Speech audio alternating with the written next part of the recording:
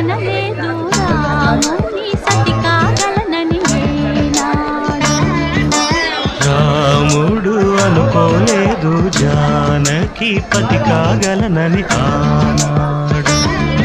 ఆనాడు ఎవరు అనుకోనిది ఈనాడు మనకు నిజమైనది.